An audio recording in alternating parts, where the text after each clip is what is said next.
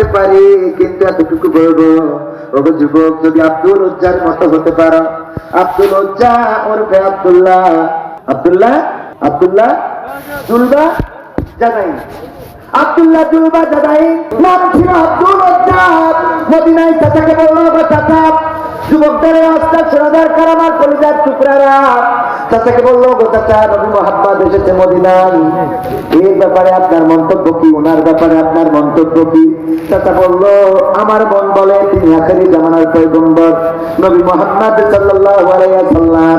কারণ তার আদর্শ, তার ব্যবহার, তার চরিত্র, তার আচার আচরণ সবকিছুতেই আল্লাহ রাব্বুল আলামিন এমন কিছু দান করেছেন যেটা বোঝায় যায় যে তিনি সাধারণ কোনো মানুষ নন, তিনি আল্লাহ প্রেরিত পয়গম্বর। আব্দুল উজ্জা বললেন, এই হুজুর দুটো উঠলো কেন?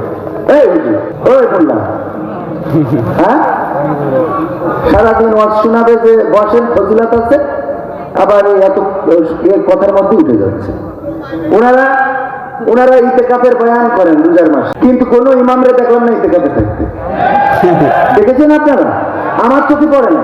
অথচ ফজিলতের বয়ান কি একেবারে মসজিদ কথা কথা করে ফেলে। আপনি কেন থাকবেন না, আপনি কেন বসবেন না, অথচ ইমাম সাহেবের কোরআন দেখি না। আমাদের এই উল্টা কাজগুলো আমার সত্যি খুবই খারাপ লাগে। আমি ধৈর্য মাঝে মাঝে হারাই ফেলি, আল্লাহ মাফ করুক আমার, বলেন আমি। বা তিরাকের পিছনে লিখে রাখতে গাছ লাগান পরিবেশ বাঁচান, যত নীলফামারী গাছ কেটে সব তিরাকে বলেছে, ধরে লিখেছে গাছ লাগান পরিবেশ বাঁচান। শয়তান, তাহলে তোর তিরাকে গাছ কেন? বাসের পিছনে লিখে রাখছে নামাজ কায়েম করুন। ওনারে বলেন যে মাগরিবের নামাজের টাইম চলে যাচ্ছে, কি দাঁড়ান, তবে হুজুর কাজা করি না, লিখে রেখেছি নামাজ কায়েম করুন।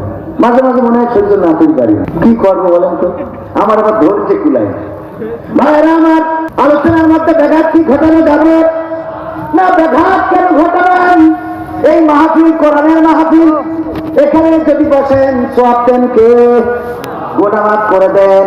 এটা এমন একটা করাতের মতো, যাইতেও কাটে আসতেও, যাইতেও কাটে আসতেও কাটে। বসবেন যতক্ষণ, সওয়াব দিবে ততক্ষণ, আর আমল নামা থেকে সগীরা গুনাহগুলো মাফ করে দিবেন কি? শুধু তাই নয়, দুনিয়া এটা জান্নাতের বাগান। বিশ্ব নবী সাল্লাল্লাহু আলাইহি ওয়াসাল্লাম বলেছেন, এটা রিয়াজুল জান্নাত, জান্নাতের বাগান। জান্নাতের বাগানে যদি আপনার বসে থাকা সহ্য না হয়, তাইলে বুঝবেন ওই জান্নাতেও আপনার বসা হবে। মসজিদটা যদি আপনার কাছে দূরত্ব মনে হয়, জান্নাতটা আরো দূরে না কাছে? যে যার কাছে মসজিদ দূরত্ব হয়ে যায়, তার কাছে জান্নাতটার দূরত্ব আরো অনেক বেশি বেড়ে যায়।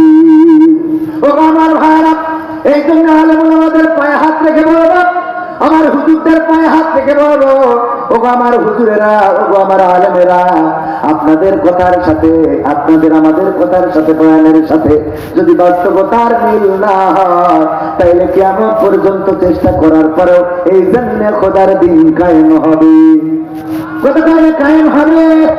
আমার আল্লাহ বলেছেন, ইয়া আইয়ুহাল্লাযীনা আমানু লিমা তাকুলুনা মা লা তাফআলুন। ও ঈমানদাররা, তোমরা শুনে নাও, এমন কথা বলো না যা তোমরা কাজে পরিণত করো। তারপরে বললেন, কাবুরা মাকতান ইনদাল্লাহি আন তাকুলু মা লা তাফআলুন। ওগো ঈমানদাররা, আরো শোনো, আমার কাছে এটা অত্যন্ত পছন্দের যে তোমরা মুখে যা বলো কাজে তা পরিণত করো। এমন মানুষ আছে না নাই? বয়ান করবো কিন্তু আমল করবো না, সারাদিন সারা দানের বয়ান, সাদাকার বয়ান, ইতিকাফের বয়ান, সওয়াবের বয়ান, কিন্তু আমার সেই কাজের সাথে সম্পৃক্ততা নেই।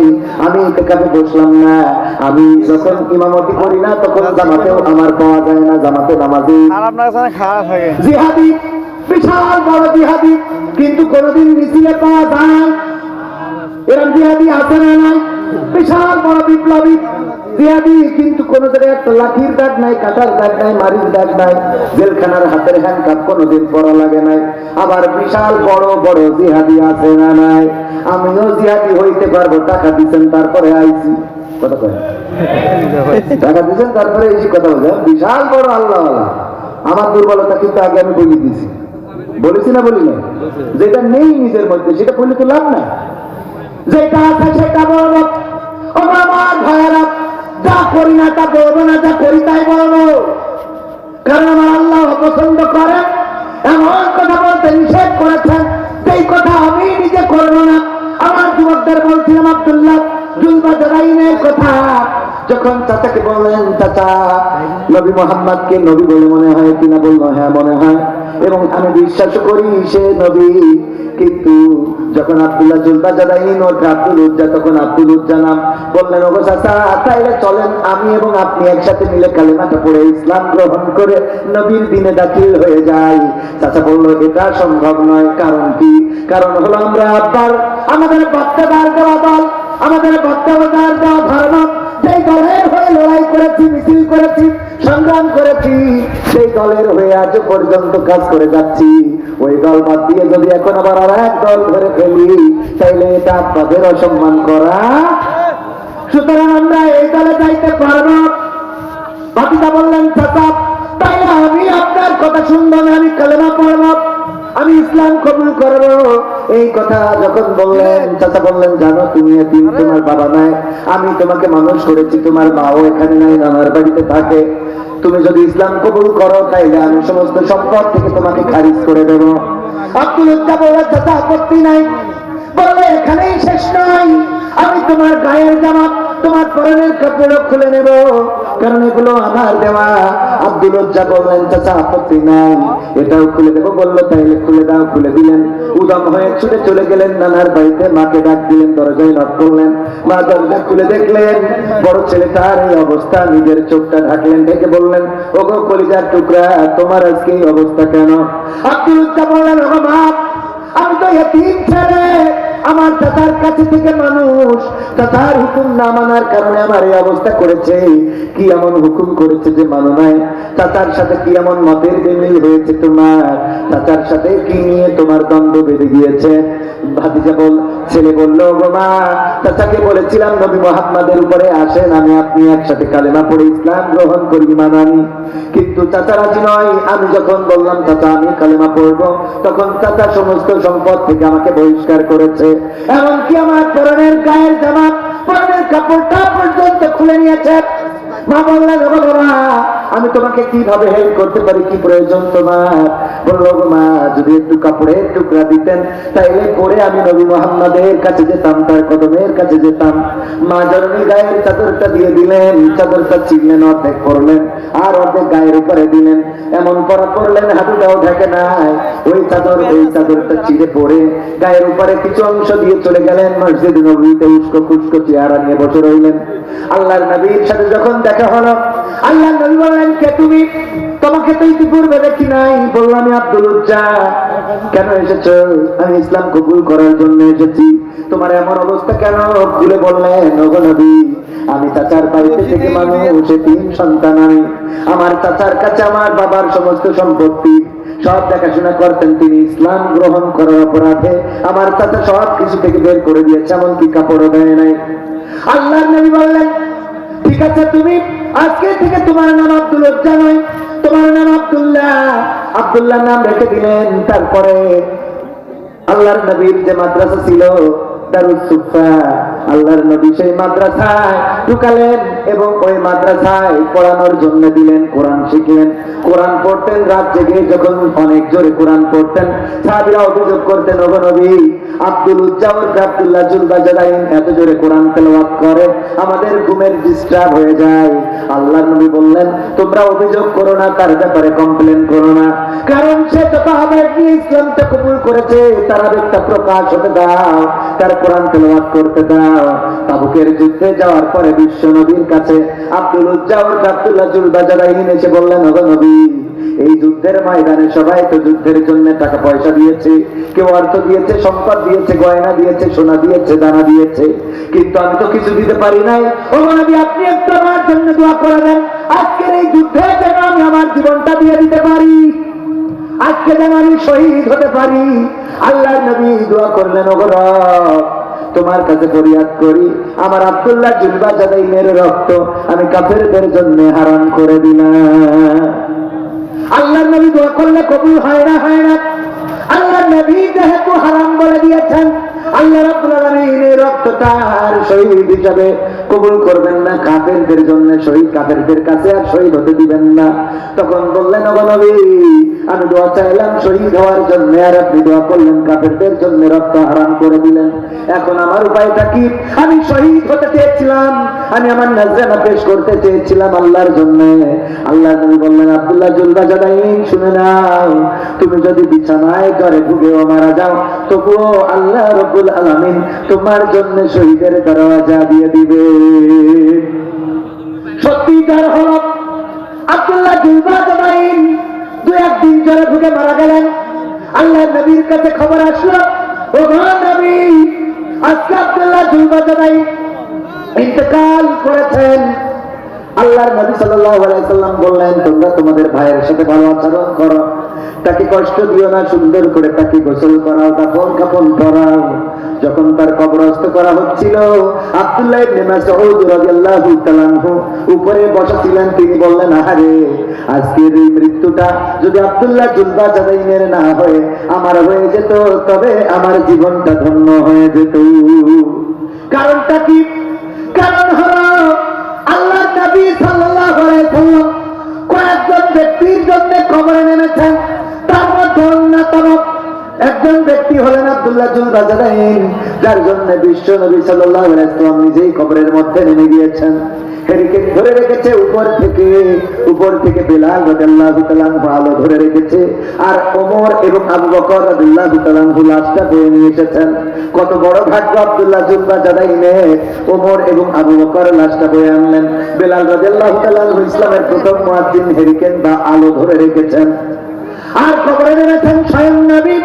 কবরে রাখার পরে বিশ্ব নবী কবরের মধ্য থেকে 2টি হাত তুলে বললেন, ও রব, ও রব, আজকে সন্ধ্যা পর্যন্ত আমি আব্দুল্লাহ জুলবাজাদাইনের উপরে সন্তুষ্ট ছিলাম। ও রব, তুমি আমার আব্দুল্লাহ জুলবাজাদাইনের উপরে সন্তুষ্ট হয়ে যাও। এমন দোয়া যখন বিশ্ব নবী করেছে, আব্দুল্লাহ ইবনে মাসউদ বললেন, এই মৃত্যুটা যদি আজকে আব্দুল উজ্জা ওরফে আব্দুল্লাহ জুলবাজাদাইনের না হয়ে আমার হতো, তবে আমার জীবনটা ধন্য হয়ে যেত। আল্লাহর বান্দা হয়ে কবরে গিয়েছেন প্রশান্ত আত্মা। সেই প্রশান্ত আত্মা যদি হতে হয়, আব্দুল্লাহ জুলবাজাদাইনের মতো হতে হবে। যদি বাবা বাড়ি থেকে বের করে দেয়, অনেকের এমন দিচ্ছে না, বাবা একদল করে, সন্তানের একদল করে, এই জন্য বাবা সন্তানের সাথে কথা বলে না, পদ পদবি হারিয়ে ফেলে, এমন আছে না নাই? সব দলেরই দেখা হলো, সব দলেরই দেখা হলো, কেমন করে চালায় দেশ। আগামীতে চাইছে দেখতে দাড়ি টুপির বাংলাদেশ, আগামীতে চাইছে দেখতে আল কোরআনের বাংলাদেশ। এমন নেতা চাইছে দেশে দুঃখ সবার বোঝে, গরিব দুঃখীর বাড়ি বাড়ি দুঃখ কষ্ট খোঁজে রে, দুঃখ কষ্ট খোঁজে। এমন নেতা চাইছে দেশে দুঃখ সবার বোঝে, গরিব দুঃখীর বাড়ি বাড়ি দুঃখ কষ্ট খোঁজে রে, দুঃখ কষ্ট খোঁজে। সব অধিকার ফিরিয়ে দিয়ে, সব অধিকার ফিরিয়ে দিয়ে আনবে দেশে খুশির লেশ। আগামীতে চাইবে দেখতে দাড়ি টুপির বাংলাদেশ, আগামীতে চাইবে দেখতে আল কোরআনের বাংলাদেশ। ভ্রান্ত মতে বাতিল পথে শান্তি খোঁজে যারা, রবের ভাষায় চোখ থাকিতে অন্ধ বধির তারা রে, অন্ধ বধির তারা। ভ্রান্ত মতে বাতিল পথে শান্তি খোঁজে যারা, রবের ভাষায় চোখ থাকিতে অন্ধ বধির তারা রে, অন্ধ বধির তারা। ভুলের পথে থাকলে অটল, ভুলের পথে থাকলে অটল, এহ পরকাল হবে শেষ। আগামীতে চাইবে দেখতে দাড়ি টুপির বাংলাদেশ, আগামীতে চাইবে দেখতে আল কোরআনের বাংলাদেশ। দুর্নীতি আর চাঁদাবাজি ভাই চলবে না এই দেশে, রুখে দিতে হবে তাদের আসলে ফ্যাসিস্ট বেশে রে, আসলে ফ্যাসিস্ট বেশে। দুর্নীতি আর চাঁদাবাজি ভাই চলবে না এই দেশে, রুখে দিতে হবে তাদের আসলে ফ্যাসিস্ট বেশে রে, আসলে ফ্যাসিস্ট বেশে চললে আইন আল কোরআনের, চললে আইন আল কোরআনের, তবে দেশটা চলবে বেশ। আগামীতে চাইবে দেখতে দাড়ি টুপির বাংলাদেশ, আগামীতে চাইবে দেখতে আল কোরআনের বাংলাদেশ। চান দেখতে কি চান? যদি আল কোরআনের বাংলাদেশ দেখতে হয় তাহলে কোরআনের পক্ষে দল করার দরকার আছে না নাই? দাড়িওয়ালাদের পিছনে যাওয়ার দরকার আছে না নাই? টুপিওয়ালাদের পিছনে যাওয়ার দরকার আছে না নাই? ও আমার যুবকেরা, তোমাদের জন্য বলি, কি বলবো, এখনকার যুবকরা সব টিকটক ওয়ালা কিওয়ালা। আজকালকের ছেলেরা বই নিয়ে আর বসে না, ও বাবা গুগলে সার্চ করিয়া পড়ি। ওরে কালের মেয়েরা কোরআন হাদিস ধরে না, এখনকার মা বোনেরা কোরআন হাদিস পড়ে না, ও আল্লাহ টিকটকে ভিডিও ওরা করে, জল ঢাকাই করে না। মা বোনেরা টিকটকার আছে না নাই? ও বাপ, অনেক আছে বুরখাওয়ালা টিকটকার। আমি বলি ওরা আল্লাহওয়ালা টিকটকার। কি বলা? বুরখা পরে টিকটক করে। আমার রব বললেন ওয়া করনা ফি বুয়ুতিকুন্না ওয়ালা তাবাররাজনা তাবাররুজাল জাহিলিয়াতিল উলা। ওগো নারীরা পর্দার মধ্যে থাকো, জাহিলি যুগের মেয়েদের মতো সাজুগুজু করে নিজেদেরকে প্রদর্শন করে বেড়ায়ও না। আর আমার মা বোনেরা বলল, আল্লাহ তোমার কথাও থাক, শয়তানের কথাও থাক। তোমার কথাও থাক, আছে না নাই? একবার এক হিন্দু আর এক মুসলমান তর্ক শুরু করেছে। মুসলমান বলছে আল্লাহ বড়, আর হিন্দু বলছে ভগবান বড়। মুসলমান বলছে, হিন্দু বলছে ভগবান বড়। মুসলমান কয় তুমি কিছু জানো না, খামা খাবো কেনা। আল্লাহ বড় কয় না, ভগবান বড়। আল্লাহ বড়, ভগবান বড়। দুইজনে তর্ক করতে করতে এক পর্যায়ে মুসলমান বুদ্ধি আঁকলো যে ওরে নিয়ে যাব ওই পাহাড়ের উপরে। নিয়ে যাওয়ার পরে ওর ওখান থেকে একটা জিদ ধরাই দিয়ে ফেলে দেব, দেওয়ার পরে ও মরে যাবে, তখন প্রমাণ হয়ে যাবে সেই জিদটা কি। জিদটা হলো হিন্দুর বলতেছে তোর আল্লাহ তোর ভগবান যদি বড় হয় তাইলে চল ওই পাহাড়ের পরে উঠবো, উঠার পরে লাভ দিতে হবে, যে বেশি থাকবে বুঝে নিতে হবে ওর আল্লাহ ভগবান বড়। হিন্দু বলছে অসুবিধা নেই, চলো। অসুবিধা, চলো নাই। যাওয়ার পরে পাহাড়ে উঠেছে। মুসলমান বলছে লাভ দাও, হিন্দু কয় তুমি আগে লাভ দাও, কয় তুমি আগে দাও, কয় তুমি আগে দাও, কয় তোর ভগবান যদি বড় হয় তো তোর লাভ দিতে অসুবিধা কোথায়? মুসলমানের তো ধান্দা হইলো ফেলাই দিয়ে মেরি গেল। তোর ভগবান যদি বড় হয় তাইলে লাভ দিতে অসুবিধা কোথায়? আগে লাভটা তোর যদি এত বড় হয়, আমারটা না হয় ছোট মেনে নিলাম। হিন্দু চিন্তা করলো ঠিক আছে, প্রমাণ করে দেবো আমার ভগবান বড়। বলছে ও ভগবান তুমি আমাকে রক্ষা করো বলে লাভ দিয়ে কিছুই হয় নাই, সুস্থ। মুসলমান কয় দেওয়া হয়ে গেল না, অত চিন্তা করছে, যা সিদ্ধান্ত নিলাম তত বেকায় দাঁড়িয়ে গেছে। আসলে কি ভগবান বড়? ওইটার মধ্যেই সমস্যা শুরু হয়ে গেছে। এর মধ্যে কি সমস্যা শুরু হয়েছে? আয় হায়, ভগবান বলে যেহেতু লাভ দিয়েছে, বেঁচে যেহেতু দিয়েছে, তাইলে হতে পারে ভগবান বড়। এখন আমি কি করবো? আমি তো মুসলমান, আল্লাহরেও তো ছোট করা যাবে না। উপর থেকে বলতেছে আল্লাহ তুমি যদি না পারো তাইলে ভগবান রক্ষা করি। বলে দিয়েছে। ও আমার ভারত, মাঝে মাঝে গত পরশুদিন পোস্টারের সাথে বস্তার মিল ছিল। কারণ হলো পোস্টারে দেখলাম এই পাশে আমাদের প্রধান অতিথি, মানে দুই পাশে অতিথি রেখেছে, দুই পাশে প্রধান অতিথি, একদিন ব্যাপী মাহফিল, কিন্তু দুই পাশে অতিথি, দুইজনের নাম উপরে রেখেছে। প্রথম ও প্রধান অতিথি রেখেছে ওখানকার বিএনপির যিনি ধানের শীষ মার্কার এমপি পদপ্রার্থী তারে, আর আমাদের পাশের যেটারে রেখেছে ওইটা প্রধান অতিথির জায়গায় লিখেছে প্রধান মেহমান, যিনি দাঁড়িপাল্লার প্রতীক নিয়ে লড়ছেন জনাব আমাদের রফিকুল ইসলাম খান, সহকারী সেক্রেটারি জেনারেল। উনার নাম একজন প্রধান অতিথি আর একজন মেহমান, দুইজন সমান করে। তার মানে মাহফিলে যদি বিএনপি ঝামেলা করে তাহলে জামাত আছে, আর জামাত ঝামেলা করলে বিএনপি আছে। হ্যাঁ দুইটাই, হ্যাঁ এখানেও লাইন মতো করে দিস না। হ্যাঁ তো আমার মা বোনেরা সেটা বলল আল্লাহ তোমার কথাও থাক, শয়তানের কথাও থাক, আগে নিকাব মেরে নাই, তারপরে বুরকা পরে বাড়ি থেকে বের হয়। গ্রাম থেকে যখন বের হয় মনে হয় তাপসী রাবিয়া চলে গেল, আর যখন রংপুরে পার্কে ঢোকে, ঢোকার পরে আবার খুলে গুডু গুডু গুডু, তারপরে আবার বুরকা পরে আল্লাহর ওলি বাড়ি, বলেন ঠিক কিনা? আছে না নাই? আবার টিকটক যারা করে ওদেরকে বলা হলো টিকটক করে মানে এটা খারাপ। আমরা কি বুরকা তুলি করি? আমরা তো পর্দার সাথে করি। আল্লাহ বলে দোয়া করে না আল্লাহ যেহেতু বুরকা পর্দা করতে বলেছে, সুতরাং আমরা যারা টিকটক করি আমরা পর্দা করে তারপরে টিকটক করি, বলেন সুবহানাল্লাহ। ও আমার ভুল হয়ে আছে, আপনারা বোঝেন। আলহামদুলিল্লাহ বলেন আলহামদুলিল্লাহ। আজকালকের ছেলেরা বই নিয়ে আর বসে না, ও বাবা গুগলে সার্চ করিয়া পড়ে। ওরে কালের মেয়েরা কোরআন হাদিস ধরে না, এখনকার মা বোনেরা কোরআন হাদিস পড়ে না, ও আল্লাহ টিকটকে ভিডিও ওরা করে। আজকালকের ছেলেরা বই নিয়ে আর বসে না, গুগলে সার্চ করিয়া পড়ে।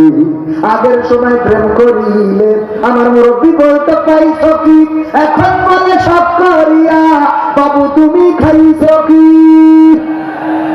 বাবু তুমি কি খেয়েছ পাখি? ও বাবা পাখি, তো পাখি তো ওই দেখা কথা কয় না, পাখি তুমি খেয়েছ না? ও ওড়বে হাঁটো, ওই উঠতে যায় এক্সেট নাকি RS1 ওতে করে ওড়ে, আরন ভাই ওতে করে ওড়ে উঠতে যাই, ও কারেন্টের খুঁটিতে মেরে একটা পাতালে একটা হাসপাতাল, ঠিক না বেটে? ও বাবা এত জোরে চালাই রে। আমার কাছে জিজ্ঞাসা করলো, হুজুর আমার এক বন্ধু বলছে দোস্ত এত জোরে চালাই কেন? আমি বললাম ওই যে পাওয়ার ব্যাংক পিছনে বসা, পাওয়ার ব্যাংক যখন পায় তখন চার্জ শেষ হওয়ার ভয় পায়, কিন্তু চার্জ ফুরিয়ে দেন কে? আমার যুবকদেরকে আমি বলতে চাই, ও যুবকেরা যদি সুন্দরী বউ চাও, যদি সুন্দর মেয়ে চাও, যদি সুন্দর ঘরনি চাও, তাহলে গার্লস স্কুলের সামনে গেলে হবে না, লাইলাতুল ফেব্রুয়ারিতে ফুল নিয়ে ঘুরে বেড়ালে হবে না। ওগো আমার ভাইয়েরা, যদি সুন্দরী বউ পেতে চাও তাহলে আল্লাহর কাছে তাহাজ্জুদের সিজদায় অবনত হয়ে যাও। সন্তান দেওয়ার মালিককে, সম্পদ দেওয়ার মালিককে, সম্মান দেওয়ার মালিককে, জায়গা জমি দেওয়ার মালিককে, তাই বউ দেওয়ার মালিককে। এইটা কয় না হুজুর যে বউ দেওয়ার মালিক আল্লাহ, আমি কোনোদিন হুজুরদের বলতে শুনি, কিন্তু বউদেরকে কথা কয় না আল্লাহ দেন। বউ লজ্জা করতেছে আপনাদের, বউদেরকে যার দুটো তিনটে দিয়েছে তার আল্লাহ দিয়েছে, যার ঘাড়ে কাজ ডাল আমাদের মতো হুজুরদের কপালে যা হয়, যার ঘাড়ে কাজ ডালবো তার আল্লাহ দিয়েছে। আমার ফিরাউনের আসিয়ারও দেশে কে? আল্লাহ রাব্বুল আলামিন বউ দান করেন, আল্লাহ বলবেন আপনি আল্লাহর কাছে চাইবেন, আল্লাহ রাব্বুল আলামিন আপনাকে দিবেন। আপনি যদি আল্লাহর কাছে বলতে পারেন ওগো রব এমন একজন সঙ্গিনী দাও যে সঙ্গিনী অকাল এবং পরকালের কাজে লাগবে। কিন্তু এখনকার মানুষ আমরা এমন হয়ে গিয়েছি, কথায় কথায় শীত করি। আমি যদি জিজ্ঞেস করি ভাই ছেলে মেয়ে কয়টা, আগের সময় যদি জিজ্ঞাসা করতাম, মুরব্বীদের কাছে যদি জিজ্ঞাসা করেন বাবা ছেলে মেয়ে কয়টা, বলবা আল্লাহর মাল আল্লাহ বেশ 12টা। এই আগের 12টা 13টা আছে না, 10টা 12টা এগুলো কিছুই না, আল্লাহর মাল আল্লাহ বেশ। আর এখনকার জেনারেশনের কাছে জিজ্ঞেস করেন বাবা ছেলে মেয়ে কয়টা, কয় এখনো মেয়ে, এখনো মেয়ে নেবো নেবো করছি। ও নেবে, ও কথা কয় না, ও নেবে। বলছে আপনার ভাবি নীতি রাজি হচ্ছে না, আপনার ভাবি বলতে সাজের থেকে ঘুরে এসে তারপর চিন্তা ভাবনা করবো। ওরে বাবা ও নেবে তারপর আল্লাহ দেবে, কত বড় তুমি আল্লাহর বান্দা। এই জন্যই পরে এই হয় কি বছরের পর বছর ছেলেগুলোর মুখ চোখে দেখতে পারলাম না, দেখতে তুই তো নীতি চাই এখন নিয়ে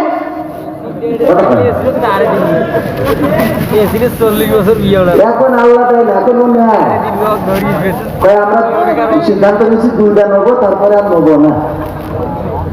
আল্লাহ যদি না চাই 2টা সন্তান বানানোর মেশিনটাও নষ্ট হয়ে যেতে পারে। ঠিক আছে, আমি খারাপ কথা বলছি না। ও আমার ভাইরা, উচিত কথা বললে অসুবিধা আছে না নাই? এখন এই কথাগুলো বলবেন না, এটা শিখ, স্পষ্ট শিখ। সন্তান দেওয়ার মালিককে আমার আল্লাহ বললেন, আমি যাকে চাই তাকে কন্যা সন্তান দান করি, যাকে চাই তাকে পুত্র সন্তান দান করি, যাকে চাই তাকে কন্যা দিই, পুত্র দিই, আর যাকে চাই আমি তাকে কোন সন্তান দিই। সুতরাং আল্লাহ, আমি সবাই বলুন আল্লাহুম্মা সাল্লি আলা মুহাম্মাদিন ওয়া আলা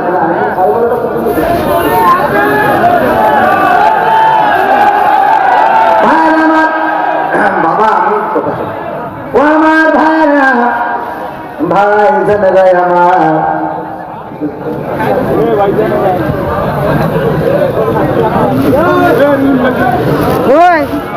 খালি বেটির ঘর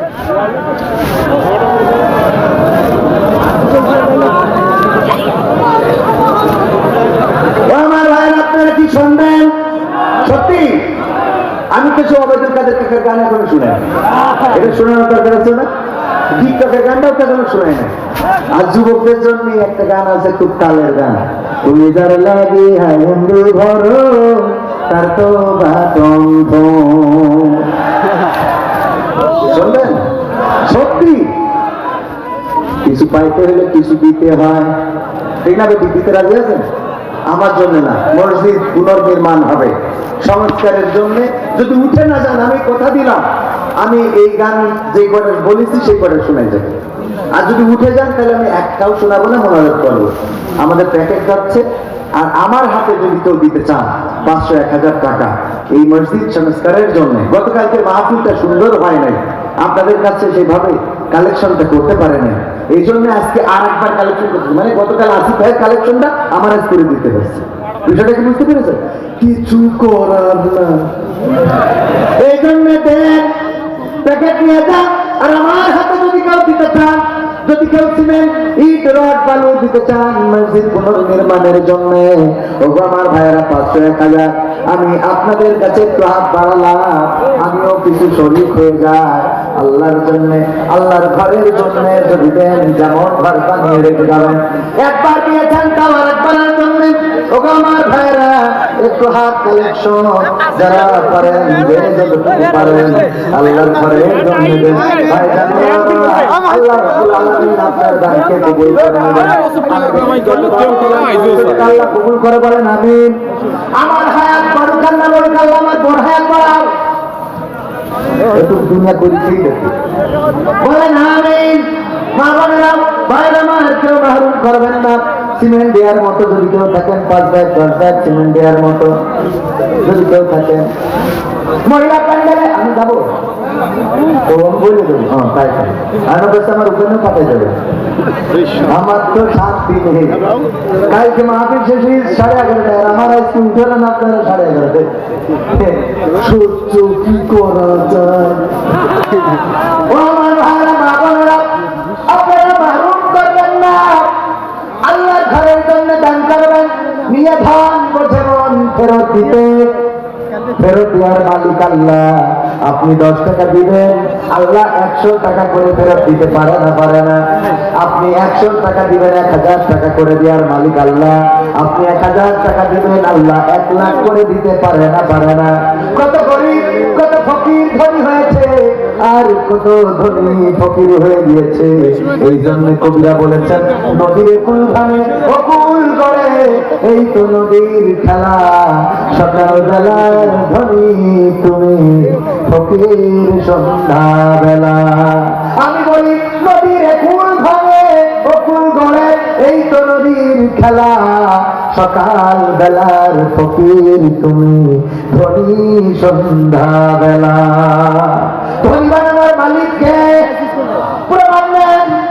যে আদালতের আসামি ছিল ডক্টর ইউনূস, কথা বলেন, সেই আদালতের আসামি ছিল ডক্টর ইউনূস। সেই কোর্টের কাঠগড়ায় তার দাঁড়ানো লাগতো, সেই কোর্টের বিচার, যেই কোর্টে তার বিচার হতো, সেই কোর্ট আছে, সেই ট্রাইব্যুনাল আছে, সেই বিচারক আছে, কিন্তু ওই কোর্টের আসামি আজ আর ডক্টর ইউনূস নেই। এখন ওই কোর্টটাই পরিচালনা করে ডক্টর ইউনূস। ঠিক না বেঠে? আর যারা বললো 41 সালের আগে যাবো না, আমরা পালাবো না বাবার দেশ। আমি মাঝে মাঝে চিন্তা করি, আরে একজন রাজাকার, একজন ধর্ষণকারী, লুণ্ঠনকারী, মানবতা বিরোধী অপরাধের অপরাধী, কত রকম মামলা তার নামে দেওয়া হলো। তার নামে যখন ফাঁসির আদেশ দেওয়া হয়ে গেল, এই ব্যক্তিটি জলঢাকায় কোনো উন্নয়ন করেছে? জলঢাকায় ব্রিজ বানায় নাই, যশোরে নদী খনন করে নাই, খুলনায় কিছু করে নাই, যতটুকু করেছে পিরোজপুরে। আর গোটা দেশে শুধুমাত্র কোরআন শুনিয়েছেন। কি শুনিয়েছেন? এই কোরআন শোনালেন কোরআনের পাখি। এই মানুষটার 13টা বছর কারাগারে রাখা হলো। শুধু তাই নয়, যখন ফাঁসির আদেশ দেওয়া হয়ে গেল, দেশের জন্য, দেশের মানুষের জন্য কিছুই করেন নাই, শুধু কোরআনটা ছিল বুকের মধ্যে, কোরআনের জন্য করেছেন। ওগো আমার ভাইয়েরা, সেই মানুষটার জন্য প্রায় 150 মানুষ জীবন দিল। আর যার বাবার দেশ, কথা কয় না, সেই বাবার দেশ, বাবার সন্তান, তার নামে ফাঁসির আদেশ হলো, একজন কর্মীর কানের গোড়া দেও গুলি গেল না। কোন একটা কর্মী বলতে শুনলাম না যে আমার কানের গোড়া দিয়ে গুলি গেল। ঠিক আছে, রাস্তায় কেউ দাঁড়ালো না। এটাই হলো কোরআনের মর্যাদা। কিসের মর্যাদা? কোরআনের মর্যাদা। একজনকে খুনি বানালো, লুণ্ঠনকারী বানালো, ধর্ষণকারী বানালো, মানবতা বিরোধী বানালো, দেশের বিরুদ্ধে অরাজকতা সৃষ্টিকারী বানালো, দেশদ্রোহী বানালো। সব বানানোর পরেও তার ফাঁসির আদেশে বাংলাদেশের মানুষ জীবন দিল, রক্ত দিল, কারাবরণ করল। এমনকি জানাজার দিন আমি নিজ হাতে কবর খনন করেছি, দেহখানা ধরে নামিয়েছি কবরে। ও আমার ভাইয়েরা, মানুষের জায়গা ধরে নাই, মানুষ দাঁড়াতে পারে নাই। হাজার হাজার নয়, লাখো লাখো তাওহীদি জনতা জানাজা পড়েছে। আর যেই মানুষরা বলল এই দেশ তাদের, এই দেশ তাদের বাপ দাদার, সেই মানুষরা এই দেশেই থাকতে পারলো না, পালিয়ে যাওয়া লেগেছে না লাগে নাই? কারণটা হলো কি? একজন কোরআনের পক্ষে, আরেকজন কোরআনের পদ্মা সেতু করিতেছে। তার অন্তত, তার জন্য তো দেশে অন্তত একজনের তো একটা ভূমিকা হওয়া দরকার ছিল। কথা কয় না? ও আমার ভাইরা, এটাই হলো কোরআনের কি? এমপিরা সব বলো, এমপিরা সব কোথায় গেল? মন্ত্রীরা সব কোথায় গেল? কোথায় তাদের কাকা? তাদের সারা দেশটা এখন লাগে ফাঁকা ফাঁকা, ওদের সারা দেশটা এখন লাগে ফাঁকা। পালাবো না, পালাবে না, পালাবে না, যাই না তবু দেখা। পালাবে না, পালাবে না, যাই না তবু দেখা। তাদের সারা দেশটা এখন লাগে ফাঁকা ফাঁকা, ওদের সারা দেশটা এখন লাগে ফাঁকা ফাঁকা। আইন মন্ত্রী আটকে গেল আইনেরই ফাঁকে, দাড়ি সারা দরবেশের ভণ্ড ভণ্ড লাগি। আইন মন্ত্রী আটকে গেল আইনেরই ফাঁকে, দাড়ি সারা দরবেশের ভণ্ড ভণ্ড লাগে। শুনছি কত নেতা নেত্রী খাইতেছে ভাই ডান্ডা, বিচারপতি কালামানিকের ফাটিয়েছে আন্ডা। পলকের ঝলক গেল, পলকের ঝলক গেল থামিয়ে মেঘের চাকা। তাদের সারা দেশটা এখন লাগে ফাঁকা ফাঁকা, ওদের সারা দেশটা এখন লাগে ফাঁকা ফাঁকা। কই গেল সেই সংসদেতে মমতাজের গান? কোথায় গেল হযরত বলা স্বামী মুসলমান? আছে বঙ্গবন্ধুর হত্যার দিন স্বামী ওসমান কি ভূমিকা রেখেছিল সংসদে বর্ণনা করেছে মাননীয় স্পিকার। যখন এই হলো তখন আমি এইভাবে বেরিয়ে আসলাম, ইত্যাদি ইত্যাদি কত ইতিহাস বর্ণনা করলো। অথচ যখন নিজেদের বিপদ এসে গেল তখন আগেই নিজেরা সে ব্রেক্সিট নিয়ে আগেই চলে গেছে, না যায় নাই। তার মানে গল্প মারা যায় রে, বাস্তবতাই পাওয়া যায় না। ঠিক না বেঠে? এরা নফসে মুতমাইন্না, এরা হলো গজবের নফস। কিসের নফস? গজবের নফস। কারণ তারা জানে আমরা আল্লাহর জন্য নিবেদিত হতে পারি নাই, সুতরাং আমরা যদি এখন বাতান খেয়ে মরি তাইলে দুনিয়ায়ও বাদাম পরকালেও বাদাম আছে না নাই? দুনিয়ায়ও বাড়ি পরকালেও।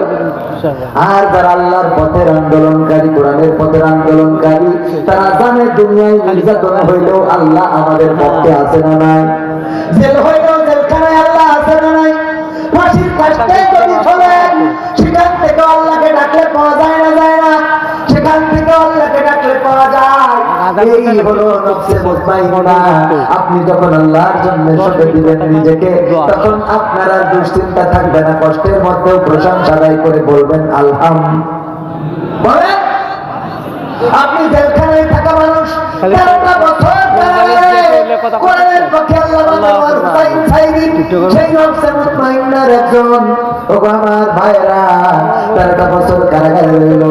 তারপরে যখন মৃত্যুর আগের দিন বের করা হলো, এমন হাসি দিয়ে যে হাসি চাঁদের আলোটাও ম্লান করে দিয়েছে। বলেন ঠিক কিনা?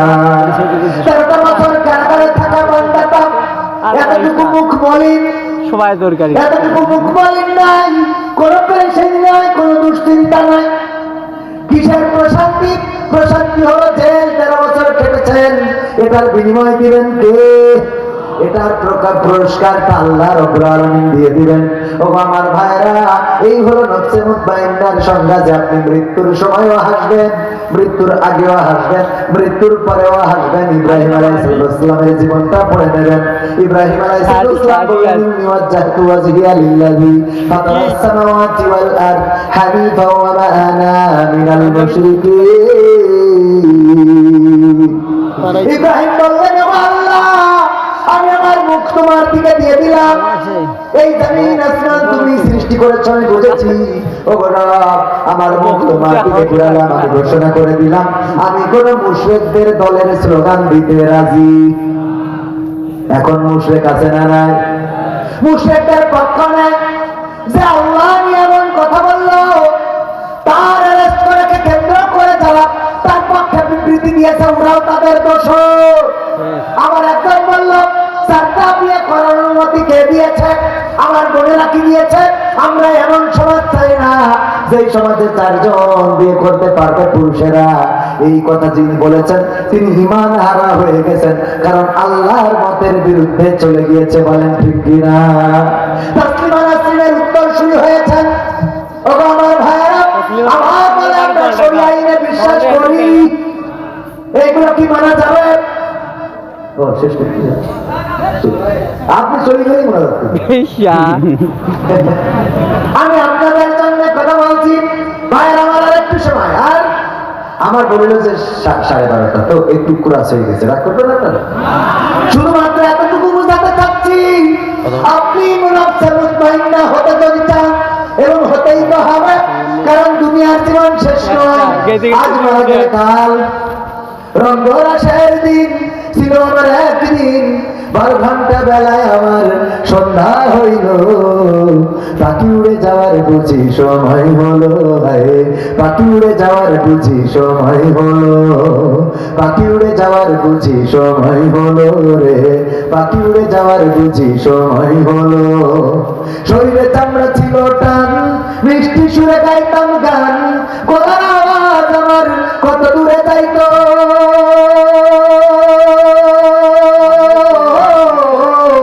শরীরে চামড়া ছিল টান, মিষ্টি সুরে গাইতাম গান, গলার আওয়াজ আমার কত দূরে যাইতো। পাকে গেল মাথার চুল, কথা বলতে পড়ে ভুল, পাকে গেল মাথার চুল, কথা বলতে পড়ে ভুল। চোখে দেখি গন্ডগোল, দন্ত নড়িল, পাখি উড়ে যাওয়ার বুঝি সময় হলো। হায়, পাখি উড়ে যাওয়ার বুঝি সময় হলো, পাখি উড়ে যাওয়ার বুঝি সময় হলো রে, পাখি উড়ে যাওয়ার বুঝি সময় হলো। ঘন ঘন আসে দম, কানেতে শুনি কম, পিছে পিছে দম আমার ঘুরতে লাগিল।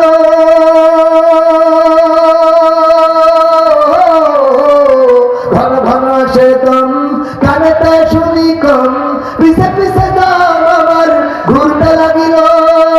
খাটো হয়ে আসতে পাও, হীন হলো সর্বদাও, খাটো হয়ে আসতে পাও, হীন হলো সর্বদাও।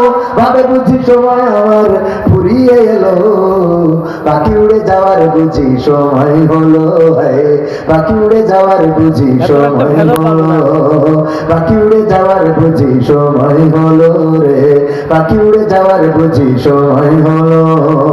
এত সুন্দর পরিপাটি খাতায় আমার ছিল খাটি, দিনে দিনে খাতায় আমার জং ধরিল। এত সুন্দর পরিপাটি খাতায় আমার ছিল খাটি, দিনে দিনে খাতায় আমার জং ধরিল। পুরাতন খাতাতে পাখি করে শুধু ডাকা ডাকি, পুরাতন খাতাতে পাখি করে শুধু ডাকা ডাকি। একদিন আমায় দিয়া পাখি উড়িয়া যাইব, পাখি উড়ে যাওয়ার বুঝি সময় হলো, পাখি উড়ে যাওয়ার বুঝি সময় হলো, পাখি উড়ে যাওয়ার বুঝি সময় হলো রে, পাখি উড়ে যাওয়ার বুঝি সময় হলো। ও আমার ভাইরা, সুতরাং কাল 2 দিন কবরের প্রস্তুতির দরকার আছে না নাই? সেই কবরের প্রস্তুতি যদি নিতে হয়, ইব্রাহিমের মতো নিবেদিত প্রাণ হতে হবে, আগুনের মধ্যে ফেলে দিবেন। এমন সময় তিনি আল্লাহকে বলেন নাই, ফেরেশতাদের সাহায্য নেয় নাই। ফেরেশতারা আসলো, বললো আমরা একটু সহযোগিতা করতে চাই। বললো তোমাদের কি আল্লাহ পাঠিয়েছে নাকি? বললো না। তাইলে এসেছো কেন? আল্লাহকে বলেছি ও রব, আমাদের যাইতে দাও, ইব্রাহিমকে একটু সহযোগিতা করি। তোমার খলিল, তোমার বন্ধু আগুনে পড়বে, আমরা কেমনে মেনে নি? এই বলেছি, অনুমতি নিয়েছি, এসেছি। আল্লাহ কি বলেছেন? আল্লাহ বলেছে যদি ইব্রাহিম সাহায্য চায় তাহলে সাহায্য করবা, না চাইলে ফিরে আসবা। আল্লাহ নবী বললেন তাইলে ফিরে যাও, ফিরে যাও, ফিরে যাও রবের কাছে, যে রব তোমাদের থেকে আমার অন্তরের খবর বেশি রাখি, যে রব তোমাদের থেকে আমার অন্তরের খবর আরো জানেন। আমার আমাকে বাঁচাবে, আর রব যদি না চান অসুবিধা নাই। আল্লাহ রাব্বুল আলামিন আগুনকে বলে দিলেন ইয়া নারু কুনি বারদাম ওয়া সালামান আলা ইব্রাহিম। আল্লাহ বলেন ও আগুন, তুমি আমার ইব্রাহিমের জন্য ঠান্ডা আরামদায়ক হয়ে যাও, ঠান্ডা আরামদায়ক হয়ে গেল। ও আমার ভাইরা, এটাই হলো নফসে মুতমাইন্না। ইসমাঈলকে বললেন ইয়া বুনাইয়া ইন্নী আরা ফিল মানামি আন্নী আযবাহুকা ফানজুর মাযা তারা। ও ইসমাঈল, আমি স্বপ্নে দেখেছি আমি তোমাকে জবাই করছি, এখন তোমার মতামত ব্যক্ত করো। ইসমাঈল বলল ওয়ালা ইয়া আবাতি ফাআল মা তুমারু সাতাজিদুনি ইনশাআল্লাহু মিনাস সাবিরিন। ইসমাঈল বললেন আব্বা, আপনি আপনার কাজ করে দেন, আপনি জবাই করেন, আপত্তি নাই। কি আপনি আমাকে ধৈর্যশীলদের মাঝে খুঁজে পাবেন? এই কথা ইসমাঈল বলেছে। ইসমাঈল কি জানতো যে ওই ছুরিতে কাটবে না? কথা কেন জানতো? শুধু তাই না, ইসমাঈল আলাইহিস সালাম আরো বলে, ওদি যাবো না সংসদে, কি জন্য সংসদেতে কি বলছিলাম, কই গেল সেই সংসদেতে মমতাজের গান, কোথায় গেল হযরত বলা স্বামী মুসলমান। ইনু মেনন বিপুমনি আছে কারাগারে, বাপ করিলেও পাপ কখনো ছাড়ে কি আর তারে। কোথায় গেল স্পিকারে, কোথায় গেল স্পিকারের দৃষ্টি আঁকা বাঁকা, তাদের সারা দেশটা এখন লাগে ফাঁকা ফাঁকা, ওদের সারা দেশটা এখন লাগে ফাঁকা ফাঁকা। কোথায় গেল আরাফাত আর ব্যারিস্টার সুমন, কথা বলার সময় তারা করেনি ওজন। মুরগি কবির খাইছে ধরা, জাফর কোথায় আছে, গোপনে কি সেও গেল মোদি দাদুর কাছে। কোথায় গেল এ সালামের, কোথায় গেল এ সালামের গাড়ি গাড়ি টাকা, তাদের সারা দেশটা এখন লাগে ফাঁকা। তুমি যার লাগিয়া, তুমি যার লাগিয়া, তুমি যার লাগিয়া এমনি ভরো, তার তো বাটন ফোন। ওরে কেমন করে বুঝবে গো সে, কেমন করে বুঝবে গো সে ডিজিটাল তোর মন। তুমি যার লাগিয়া, তুমি যার লাগিয়া এমনি ভরো, তার তো বাটন ফোন। মেসেজ দিলে সিম করে না, দেয় না তো রিপ্লাই, ভিডিও কলে বলবা কথা, ক্যামেরা তার নাই রে, ক্যামেরা তার নাই। মেসেজ দিলে দিলে সিন করে না, দেয় না তো রিপ্লাই। ভিডিও কলে বলবা কথা, ক্যামেরা তার নাই রে, ক্যামেরা তার নাই। ওরে ডিজিটাল এই যুগ জামানাই, ডিজিটাল এই যুগ জামানাই, এনালগ তার মন। তুমি যার লাগিয়া, তুমি যার লাগিয়া এমবি ভরো, তার তো বাটন ফোন। প্রেম প্রীতি ভালোবাসা বিয়ের আগে নয়। যুবকরা বলেন ঠিক না বেঠে? আগুন করে বলেন ঠিক না বেঠে?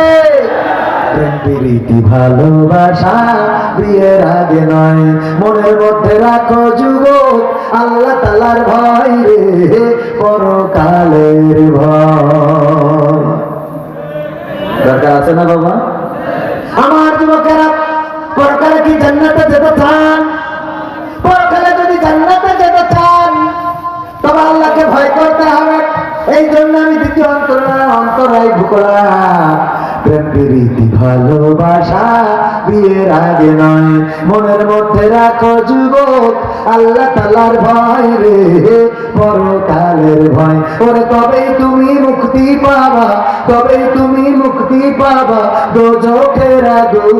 তুমি যার লাগিয়া, তুমি যার লাগিয়া এমবি ভরো, তার তো বাটন। আলহামদুলিল্লাহি রাব্বিল আলামিন। রব্বানা যালামনা আনফুসানা ওয়া ইন লাম তাগফির লানা ওয়া তারহামনা